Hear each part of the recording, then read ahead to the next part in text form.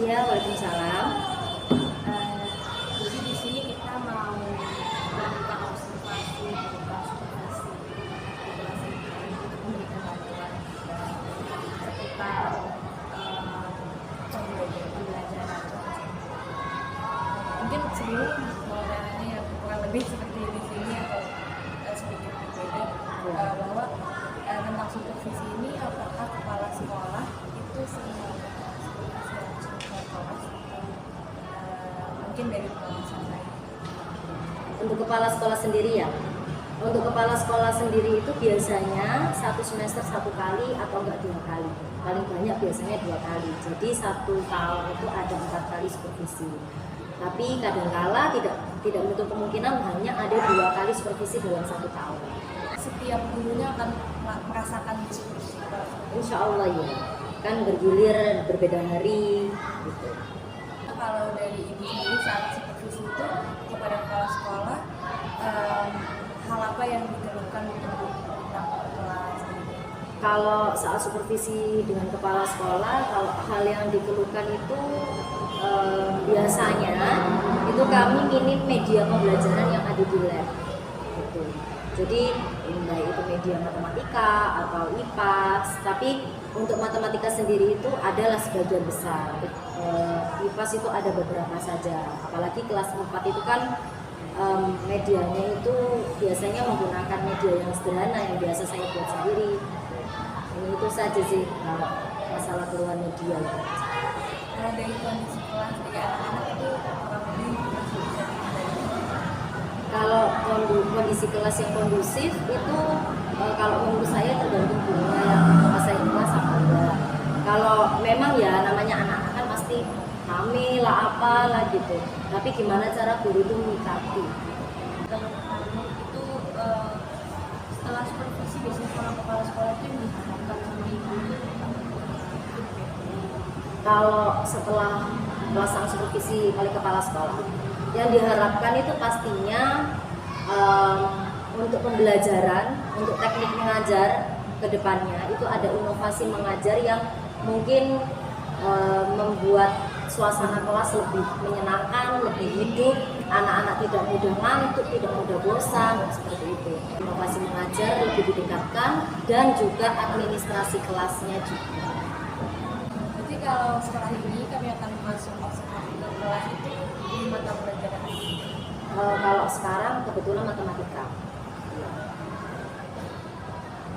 Biasanya pasti kan ada MPP gitu, ya, ada persiapan sebelum pembelajaran itu selain MPP atau tulisan itu biasanya mendapat. Kalau RTP sekarang istilahnya modul ajar ya kalau kelas 4 itu. Kalau modul ajar sendiri itu kebetulan pengawas kami yang baru itu modul ajar tidak perlu dicetak. Jadi bisa melalui Google Drive file berupa file gitu. Jadi biasanya kami itu bekerja sama dengan teman sejawat yang sama-sama kelas 4 itu membagi. Jadi ini yang bahasa Indonesia ini kelas A, guru kelas A yang matematika, ini yang IPAS gitu. Jadi biasanya kalau modul ajar itu nggak perlu kami cetak. Mungkin untuk yang tahun-tahun kemarin itu memang kami setiap biasanya mencetaknya itu tidak setiap hari, enggak. Jadi sebulan sekali atau apa, tapi langsung berapa MPP. Mungkin itu sebelum observasinya di sini kita isi kelas-kelas setelah istilahnya mungkin ada pembahasan setelah observasi. Oke, siap-siap.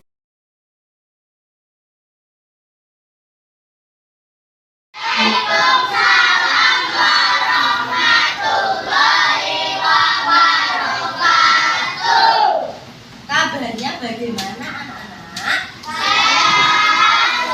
Semangat luar biasa.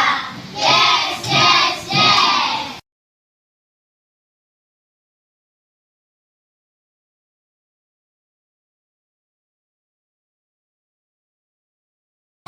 Jadi kalau ada media di lab ya saya menggunakan media di lab. Kalau nggak ada ya kadang saya menggunakan gambar, kadang menggunakan video. Nah kemarin itu sempat juga membuat media, tapi bukan yang tentang bangun batang, simetri putar, simetri lipat, yang simpel-simpel gitu. Berarti kalau untuk media ajar itu tidak diwajibkan untuk dibuat sama dulu, tapi kalau mau silakan Iya, betul. memudahkan ya. Iya, betul. Jadi kalau lab pas ini sering digunakan dulu. Lab IPAS ini kami tidak menggunakan labnya karena kan kecil. Jadi kami biasanya mengambil barang-barang yang ada di lab yang hubungan dengan materi, kita ambil ke kelas, tapi nanti di situ ada buku peminjaman. Gitu. Jadi sampai yang pinjam tanggal ini terus dikembalikan tanggal berapa gitu. Biar tidak ada kehilangan. Gitu. Jadi kalau tadi setelah kita lihat pembelajarannya cukup sangat tertata gitu ya Bu, kalau menurut saya karena kan ada salam terus ditanyakan untuk jargon kelas itu memang dibuat bareng-bareng sama siswa atau dari ibunya? Buat bareng-bareng. Jadi awal pertama masuk sebelum tahun ajaran baru, maksudnya sebelum pembelajaran yang masih pengenalan orientasi itu kan ada 3 MOS. Biasanya kan kalau kelas rendah kelas 1 kan MOS ya, masa orientasi siswa. Nah, ini kan kelas 4 juga MOS juga. Jadi masa orientasinya itu dengan guru kelasnya yang baru. Nah, waktu itu kami buat kesepakatan kelas, terus kami buat jargon biar lebih semangat, kami buat tepuk-tepuk yang mungkin nanti kalau diem kalau kami tepuknya bagaimana, kalau apa namanya semangat tepuknya bagaimana. Jadi setiap kelas beda-beda tergantung gurunya masing-masing sama siswanya. Jargon kelas itu biasanya hanya di awal pembelajaran atau nanti di tengah-tengah supaya membangun semangat anak-anak lagi. Kalau biasanya saya di awal saja, di awal. Kalau di tengah itu biasanya pakai tepuk semangat atau tepuk diam. Gitu.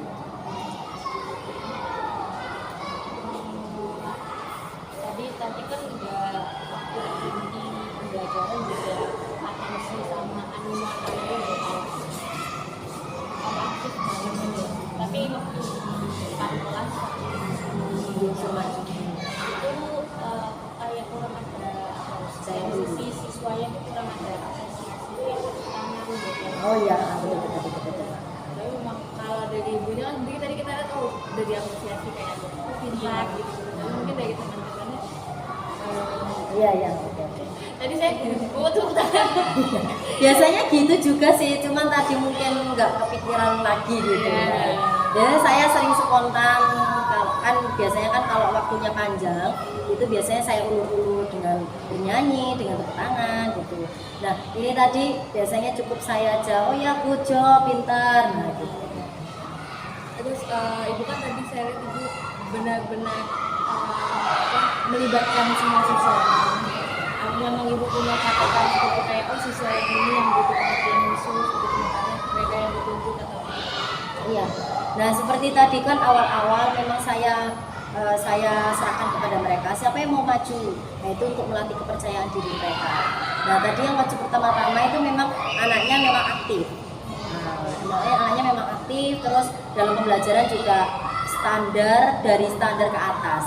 Nah kalau yang saya tunjuk tadi, nah yang nggak angkat tangan ya saya tunjuk tadi Alfi, Yudis itu memang anaknya dalam pembelajaran memang masih pasif, terus sering ngobrol kadang-kala di dalam kelas. tadi juga ada atau lu di akhir itu ada Oh iya, gimana mekanisme yang private tadi ya. Saya memang sering kali kalau mengerjakan tugas anak-anak kayak tadi kan dikumpulkan. Nah itu saya memeriksa siswa yang nilainya memang udah bagus, ya udah tak beri apresiasi good job atau apa, stempel bintang atau apa. Nah kalau yang masih kurang itu biasanya tak panggil. Nah terus habis itu saya ajari langsung.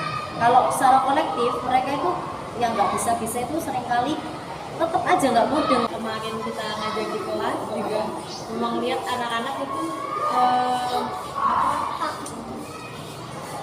mereka itu tertarik gitu ya Bu sama pembelajaran, kayak suka gitu, maksudnya suka aktif, suka terlibat, malah kayak mau saya gitu, kayak bukan yang main tunjuk-tunjukkan justru maunya mereka gitu. Makanya mungkin dari Bu Ella sendiri udah tahu cara mengelola mereka gitu ya Bu. Iya. kita ganggu kelasnya. Oh nggak apa-apa.